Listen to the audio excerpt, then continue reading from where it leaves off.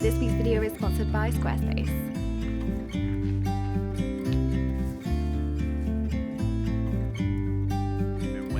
We've been wedding planning.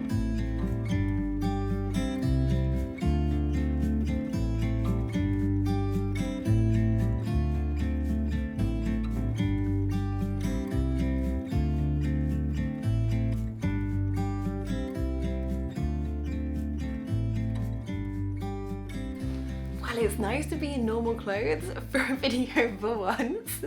Hey guys, welcome back. I hope that you're all well. Today I thought I would do a wedding update because, well, we're getting married this year. It is happening in a matter of a few months really, and I don't think I've updated on here since our engagement Q&A, which would have been over a year ago, and a lot has happened since then. And I was thinking the other day, I've told people on Instagram, but I'm not sure that I've mentioned it on YouTube.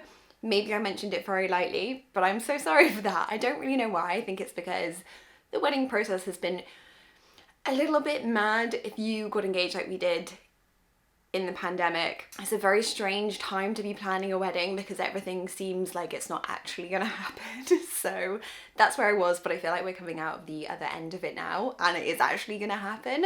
So we did actually go to Lake Como last September and do the first initial bit of planning, and I took some footage which I'm going to insert here now. It's not a huge amount, I'm going to be honest.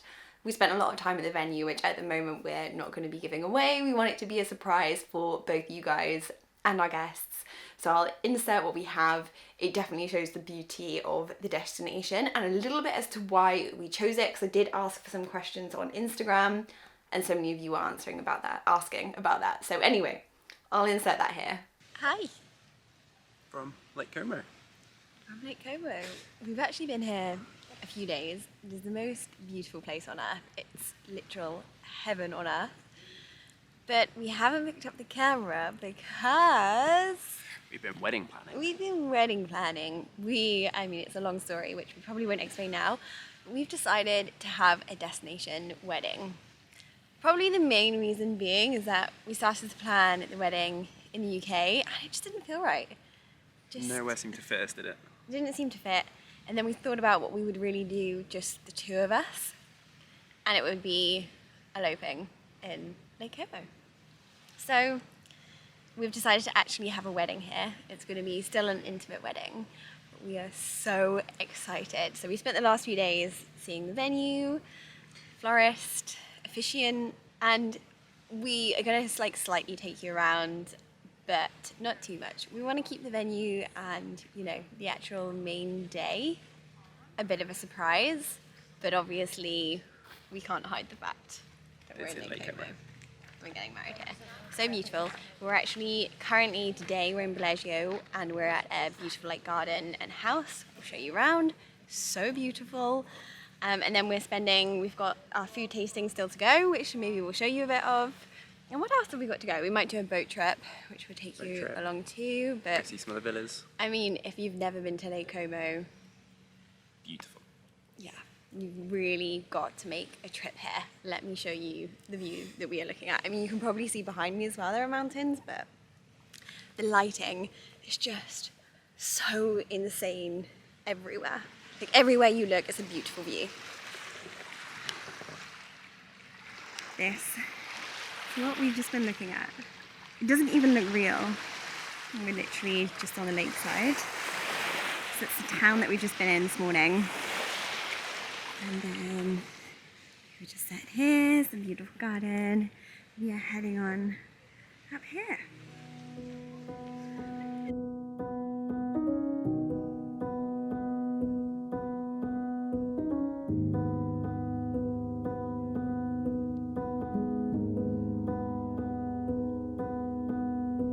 Saw you paint a picture of a face,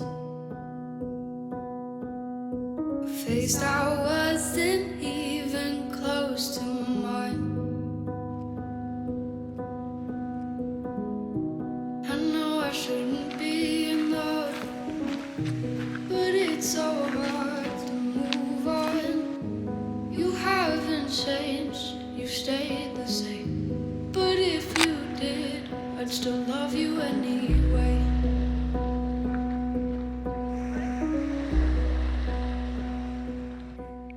ever was a place where I could pick anywhere I wanted to live, this is where I'd live. How much do you think this one's worth? Bear in mind you get like nice houses but with tiny docks for like Yeah. 20 million. Apparently George Clooney's is 100 million, but I think this could be nicer than Clooney's. Maybe I'm wrong. It's got to be a lot bigger. Yeah. The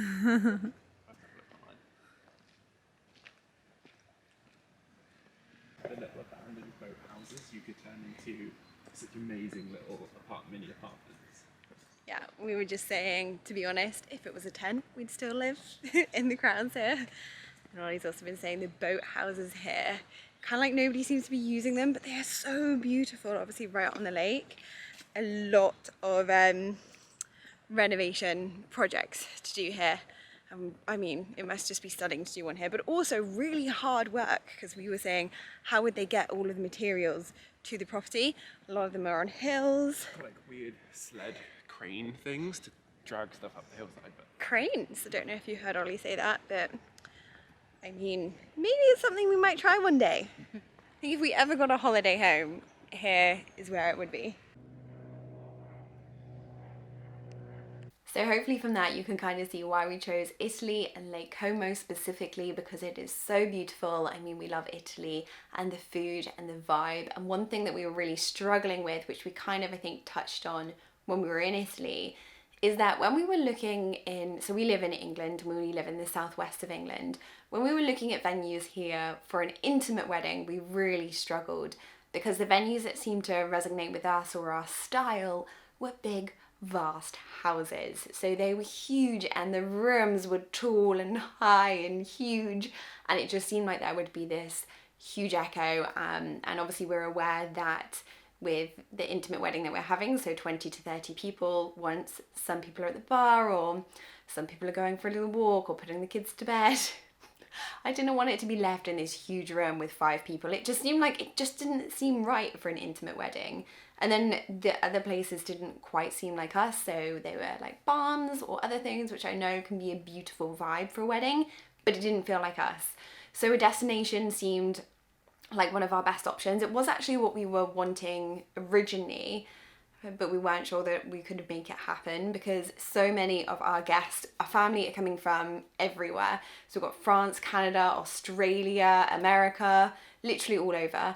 And having a destination wedding to us didn't really seem to matter, because people were going to have to be getting on a flight and booking accommodation anyway. And we actually put down the first deposit for our venue before even seeing it. I know, but we felt like we had no choice. Obviously 2022 is the year of weddings. It's going to be so busy. I mean, 2023 is too, but dates were booking up and we wanted to make sure that we had a date. Basically, we were very flexible on the date. We didn't mind about a weekend, but still it was busy, so we booked it before going. And thankfully, when we got there, it felt right. It felt like the place that we were going to get married. So that's absolutely amazing. We were thrilled, and like, I feel like probably in the video a little bit we were a bit annoying, but we were just super happy with that trip and it went really well. I mean, thankfully, because it would have been pretty devastating if we hadn't. So we've got the venue. Our venue actually does the food, which is amazing. That makes it really simple for us. And then we also saw celebrant and flowers whilst we were there, which were my kind of like main concerns as to seeing people. And that, as of the moment, oh no, obviously we've booked photographer and videographer. We've got amazing photographer and videographer, but I'm not going to share too much about that right now. And then the next thing that we went into, so we went into the invites quite quickly after that. Well, not really. We didn't get them out until January, but I started planning them around then because we decided to do them ourselves. So I will say I have some kind of experience with design and Adobe. So I studied textiles at university, like most of you will know, but I also know a good bit about Photoshop. I have the Adobe suite, so I kind of am like a little bit au fait with how to design things, though not totally. I can't fully show you the invites because I obviously don't want to give away too many details, but we printed our invites with printed.com. Amazing. If you're wanting to print your own invites, I would highly recommend. You can get a little sample pack from them and they send you the paper. we went for this kind of like, I don't know if you'll be able to see, but it's like a lovely textured paper. And then I designed the invites. You can get somebody else to design the invites. I did actually get a lady, if I show you up close, I got a lady to do our little illustration here. If it will focus, it's going to be focusing on me. And I used Fiverr for that. So just randomly picked somebody. I was pretty chilled about it. And I got her to design this little leaf pattern for us. The font in the middle I did. I can actually share the font with you. It's just a normal font, and I happened to manage to perfectly join the O and L. Fate, I don't know, I'm not quite sure how that happened, but it seemed to work. There you go, that shows you a bit better. You can see a bit more now. So I did a really classic design. I chose a few different fonts, and I also did a really simple border around the edge. Choosing a colour was difficult. My friend, I don't know why I didn't think of this, but my friend who is actually a graphic designer was like, print them on your printer and see how it turns out. I was going to go for a bit of a lighter blue, but in the end I decided to play it safe because we were printing them ourselves. I was like, there's no point, I'm going to play it safe. And so we had our invites done, and then we also, because we're having like a wedding weekend almost, unfortunately I can't show you any of this card, but I also did a square details card which has all of the details for the wedding. So it has the like the 3 days lined out and like timings and stuff like that. Then once I had those printed and back from printed.com, I took myself off to Hobby Crafts and picked up some card. Now I was looking for something that was the same colour as the print, and they just so happened to have this colour, which was the colour that I was going for. So this is kind of like a bit of a colour theme for the wedding, slightly. It's what I picked for the invitations anyway. And we made the envelopes. Ollie made 2, I made the rest of them. I just traced it around an envelope that we had in the right size, cut it out with like a scalpel knife, and then used double-sided tape on these bits here to stick it down, and a little bit of glue there. We did also get liners, which I designed and we printed from printed.com. Unfortunately, I can't show you those because it's like a little picture of our venue there, which is lovely. And then the last bit that I did for the invitations, which I would really recommend if you're doing your own invitations or just generally, is I picked up just some fabric online. I can't remember what fabric this is, but I can link it. I think I got it I did get it from a random fabric website, and I ripped it so that it had the lovely like frayed edges, and then made it into little bows for the invitations. Obviously this is the wrong way round. I had it on the other side, but I just wanted to show you a little bit how it looked. And this is a colour that I think I will be going for throughout the wedding a little bit as well. And then the thing that people were most impressed about with the wedding invitations is I scented them. So I put fragrance onto the invitations and onto the bow, and it kept to like the people in Canada and Australia were like, how did you do that? It smells amazing. So I actually scented them with one of my Jo Malone fragrances, one of my favourite ones. It smells like really summery and gorgeous. So I thought that would be lovely. So that was the first little DIY on the invitations. And then as well as the physical invitations, which we really wanted to do just in case any of the older generations weren't quite IT savvy, we also did a wedding website, which I would highly recommend because, to be honest, it's been useful for all ages, and it's been really clear for both us and them. So we did our website through Squarespace. You guys know that I love Squarespace, and I've actually been working with them for over a year now and had my personal website with them too. And they're actually sponsoring this section of today's video. And we also did our wedding website. It was just the most easy process and something that was actually one of the most enjoyable things to do. Kind of felt really sentimental, going over like photos that we could include in the website and really building the day together. I think it was that first part where it all seemed to come together, and that's because the website is so wonderfully structured. Now, I'm sure you all know by now, but Squarespace is the all-in-one website building platform. So you can choose from one of their thousands of templates. So we actually chose one of their wedding website templates, and then you can build it and personalize it and make it your own, which we did. It's wonderful because it has an RSVP section, but also for us with a destination wedding, it meant that we could put in all of the information that we needed. So we could also give like hotel recommendations, where to stay, where to eat, what to do while you're there. And it's also a really clear place to be able to link. So whether you're in the blog post or the information pages, you can also link to websites. So we could physically link to all of the sites and the information that we wanted to. You can also link it to social media. And it's just a wonderful holding place for all of that information. And we also got our domain through Squarespace to just make it super easy, all in one place. I'm not actually sure that we will get rid of that website after the wedding because it just seems like quite a nice combined website between the two of us. Did you guys keep your wedding website? It's quite nice. I think a lot of people also upload all of their photos to it afterwards, which you can do through Squarespace. You can make it like a lovely portfolio viewing area. What we also did, which unfortunately for you guys, is we made it secure so that you have to put in a password to be able to get into it. So sorry guys, you can't actually go onto the website yourselves, but hopefully you've been able to see a nice look at it and also how it links in kind of like color theme wise to a bit of a theme of our wedding day.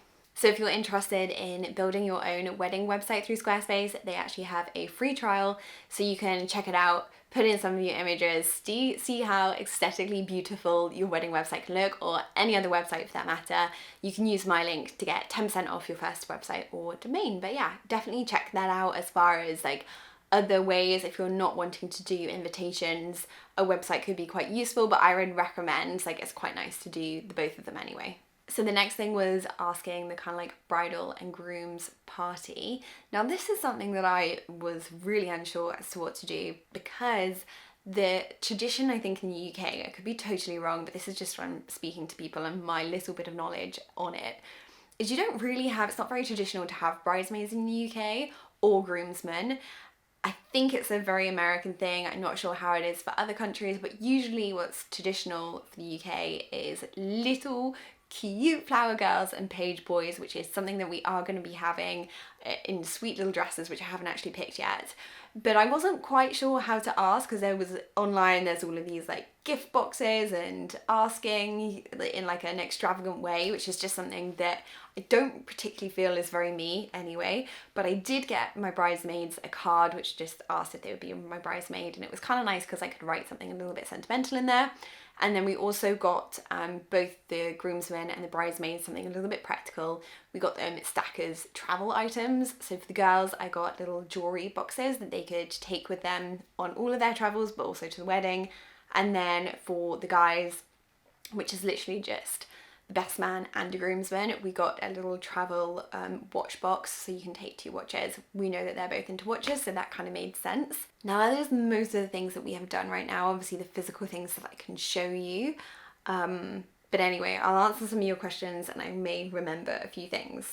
Have you got any idea on how you're having your tables? We're having one long table because it's such an intimate wedding, so everybody can be on the same table, and hopefully it's just going to be filled with beautiful flowers. Flowers is one thing that I really struggle with, because as far as actually being able to visualize it, it's very difficult to know what you're going to be getting on the day. Like, you can send beautiful photos, but is it actually going to look like that or not? I don't know, but hopefully some lovely flowers on the tables. And you know I love table settings. I really want the table to feel like full and romantic. I really love tables that have kind of like a lot going on without being too busy, so I'm not quite sure how I'll achieve that yet, but I'm planning on doing, along with the stationery earlier, I'm planning on doing my own menus and place cards and stuff like that. I will take you on that journey too, and hopefully just like filling the table with lots of beautiful things like ribbons tied around the menus, which is something that I love doing anyway. Lovely napkins. Thankfully our venue actually has plain tablecloths and stuff, so we don't have to hire any of that at an additional cost. Do you get overwhelmed with the amount of decisions? If so, what do you do to help? Oh yes, decision making is one of my hardest things. If I ever break down or cry, it's no doubt because there are too many decisions to be made, whether that's work or the house or the wedding. I didn't quite realise taking on a wedding was also just a huge amount of decision making. And I don't have, I think 2 things is obviously just the deep breath and think about what you really want, but also I think to a certain extent stop looking at Pinterest. That's something that I had to do with the wedding. Just stop looking, because you can endlessly look for things, especially on Pinterest. There are so many beautiful weddings, but I think a lot of the weddings that we're looking at on Pinterest are hundreds of thousands, and they're not that attainable, and I think it makes it really difficult for planning a wedding, because as lovely as it is to look at all of those weddings, at the same time it's very overwhelming, and it constantly feels like potentially your wedding isn't going to be good enough. And I think that's something with the decision making that is really hard. And it's also something with the budget that is quite difficult, because you look at all of these beautiful images and you think, oh, I want to achieve that. And then it's kind of like this constant like budget pusher. Like you make a decision, yeah, I'm happy with the flowers being here at this base rate. Then you see a photo and you're like, I must have that. And it goes out the window. So yeah, my advice would be stick to your guns and stop looking at Pinterest and worrying about what other people think. Although I know that's really tricky.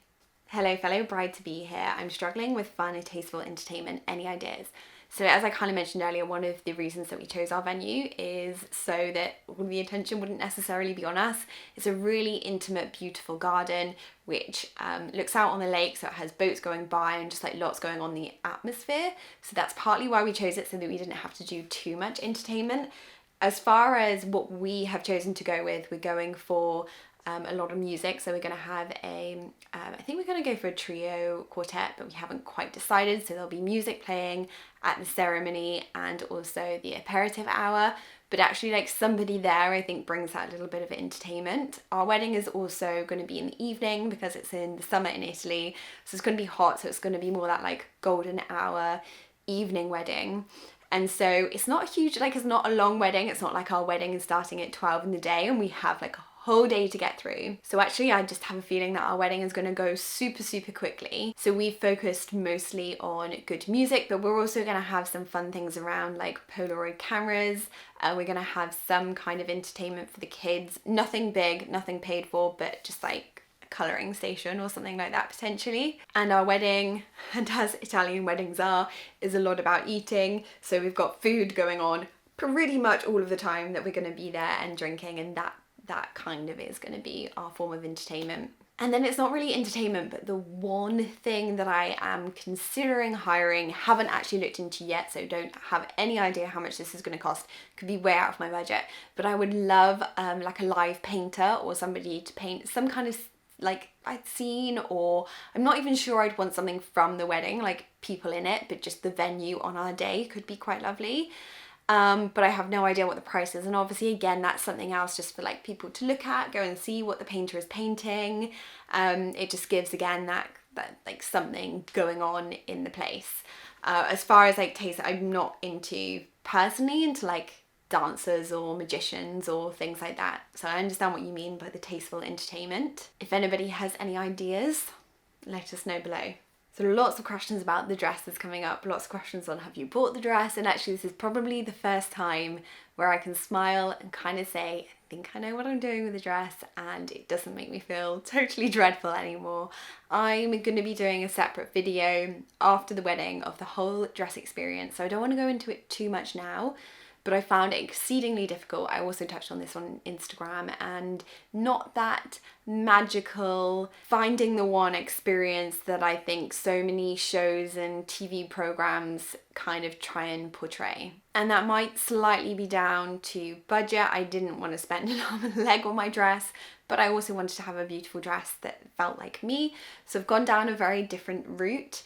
And part of that route is getting a seamstress dressmaker to make a little something.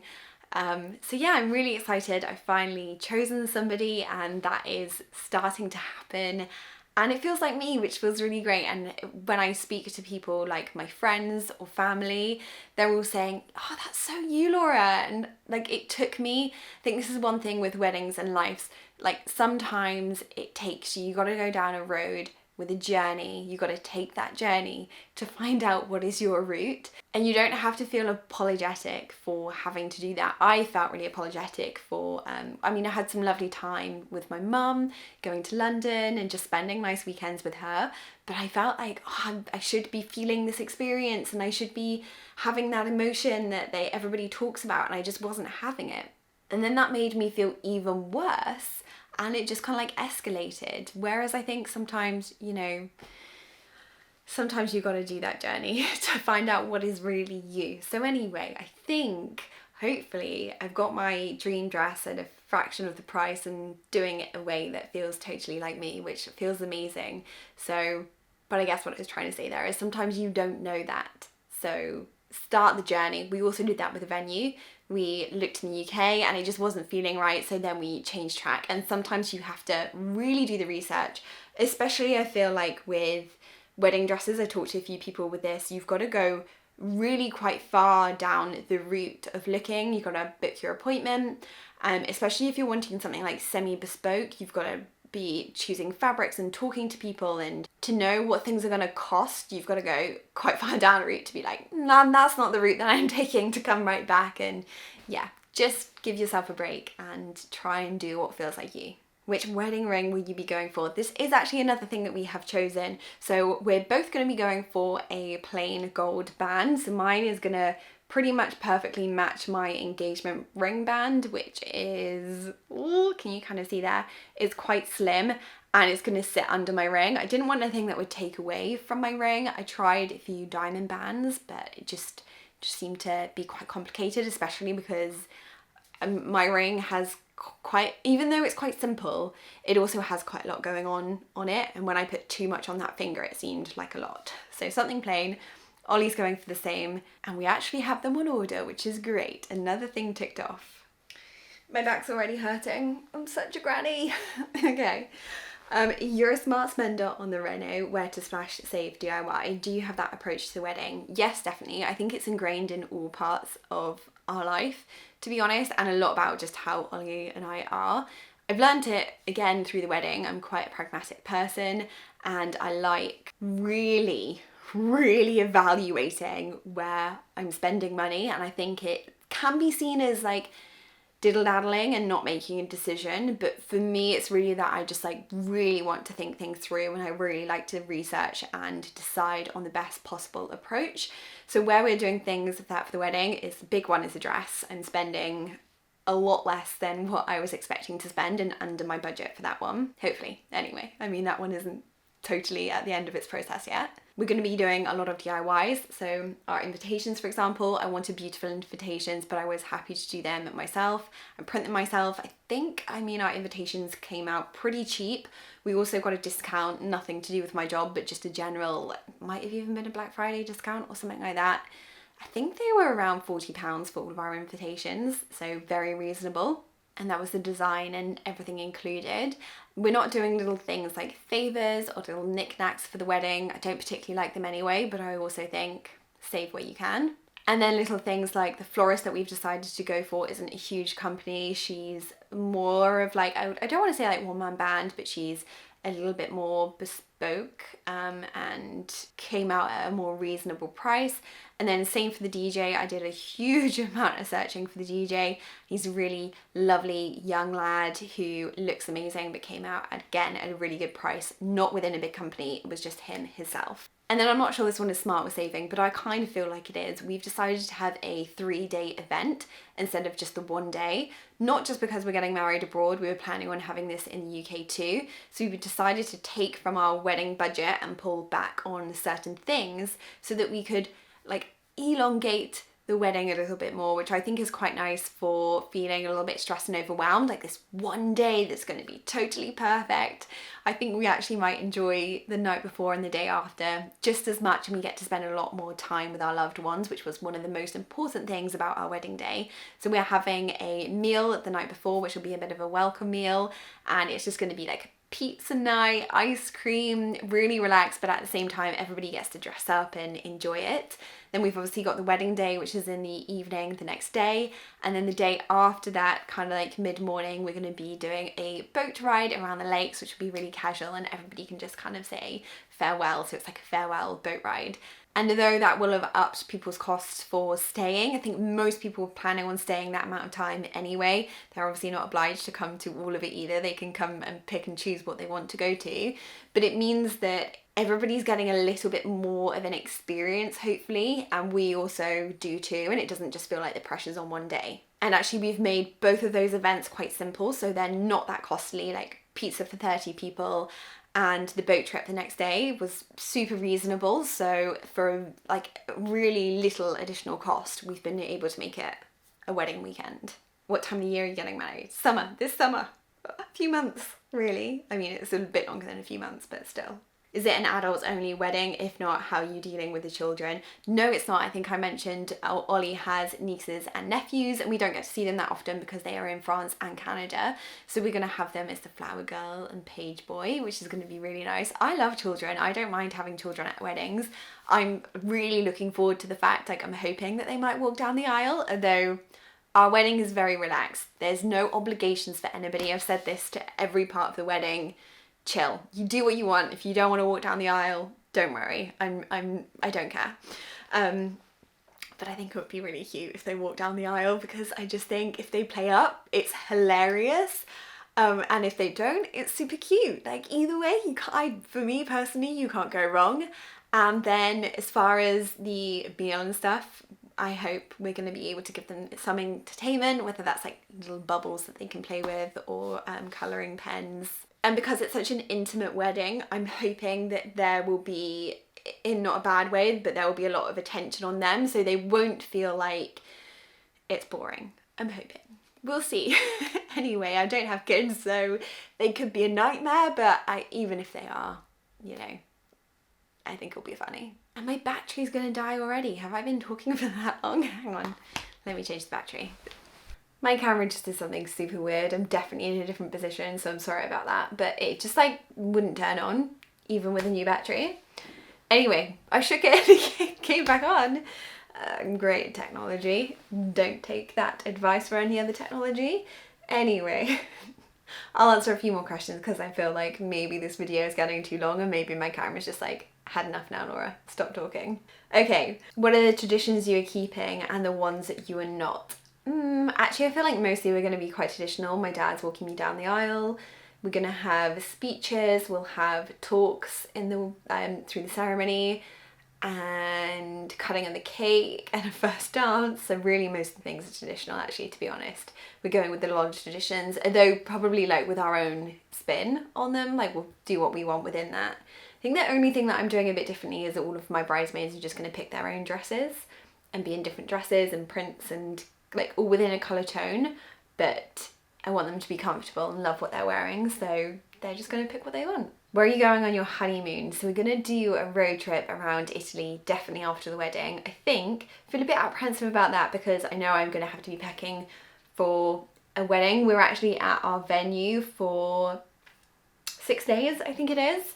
So we're there for 6 days, and then I was thinking of doing Florence, Rome, maybe Amalfi Coast, like doing a real road trip down Italy and then flying kind of like back to England from somewhere in the south of Italy.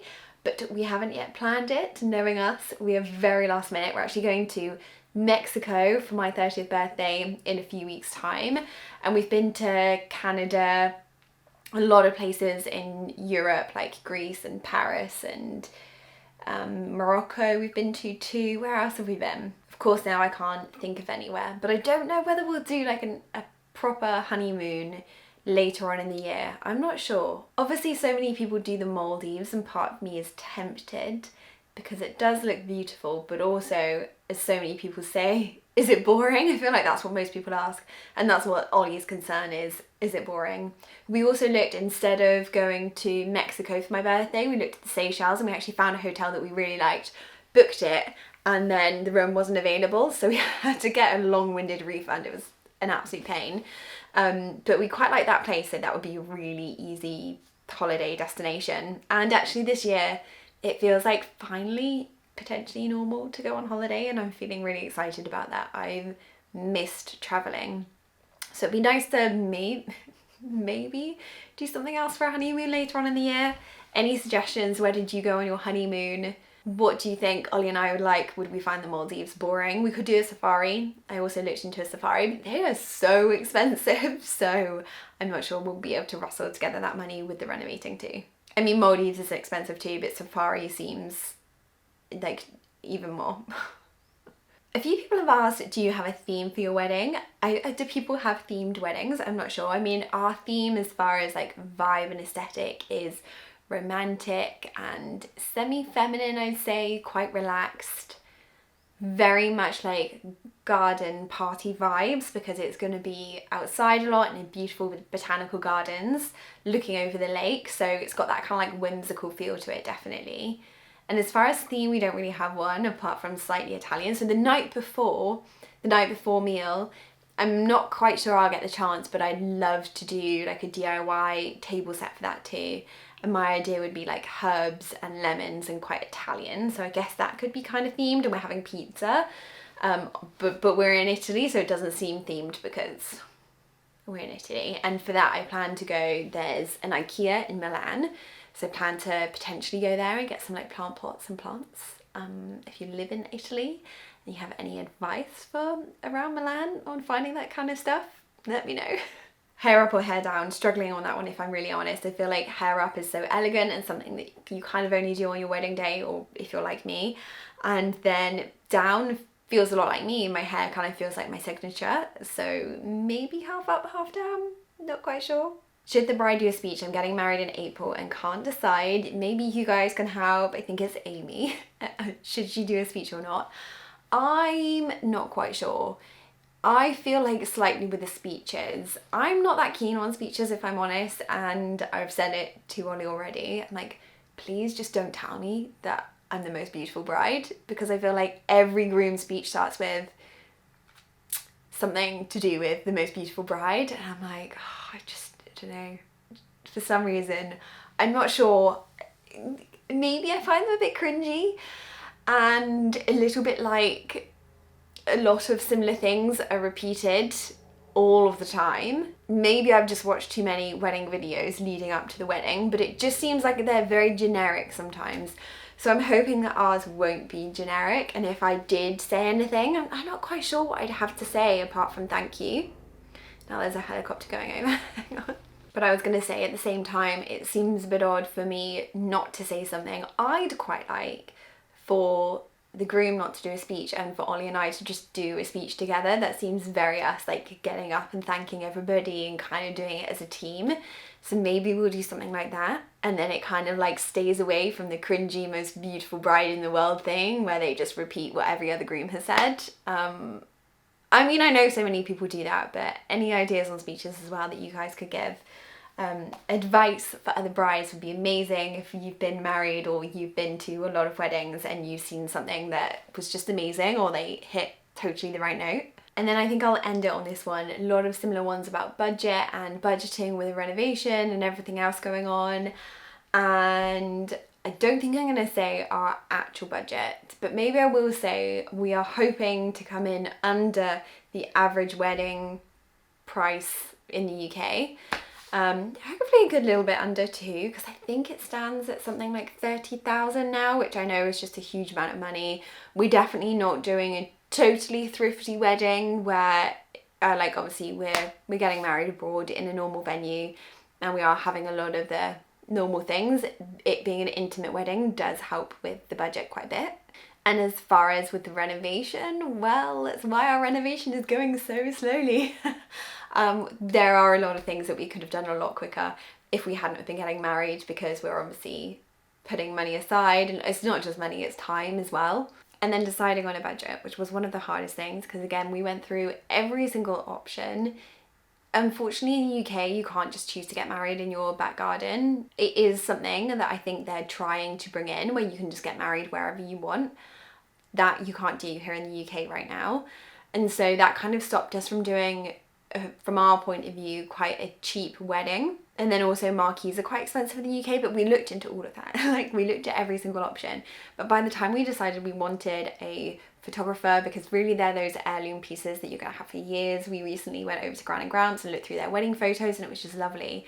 And I hope that in generations to come, they'll be looking at our wedding photos of the family.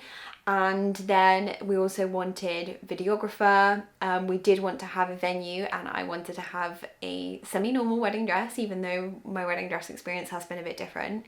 So we kind of like tallied up all of those things, and it came to an amount that we were like, we basically can't go under this if we want all of those things. And then another thing that wasn't a priority, we kind of like put on top. Like, we weren't sure if we wanted to DJ or not, but in the end we ended up finding a guy who was just so reasonable and it made sense to have him as an option. But I'm still going back and forth. Right now I'm just trying to decide on my wedding shoes, which I need soon so that my dress can be hemmed, and I can't decide what to go for.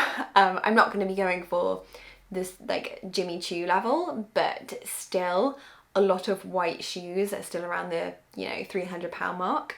But then I have found some in like Kurt Geiger around the 99. So yeah, it's difficult. It's really difficult weighing up whether you're going to be using things again, whether it's worth it. But we got to a place where we got to a sum where it didn't make us want to cry. But it also felt like we were working towards something really nice. So that was like our happy medium. So hopefully that's a good way to find your budget. So I think I will round it off here, but at least now, if you guys didn't know, you do know we're getting married in Lake Como this summer. I'm gonna have a few more videos hopefully coming up, which will be wedding inspired, maybe going over some of the outfits, so like shoes and outfits and accessories for day before and day after. Still haven't actually decided if I'm going to be doing my hair and makeup myself, so that might be something I'm going to. I'd like to go to a trial for makeup. Even if I do get my makeup done over there, I would like to at least have a trial here and learn a little bit about makeup for the days around the wedding. So yeah, I'm gonna try and film a little bit more to keep you updated on the wedding, and then you can come on the journey a little bit more with me. And it's quite nice because it's a nice little break from the renovations. But I will see you guys in the next one. Hope you're well and you have a lovely weekend. Bye guys.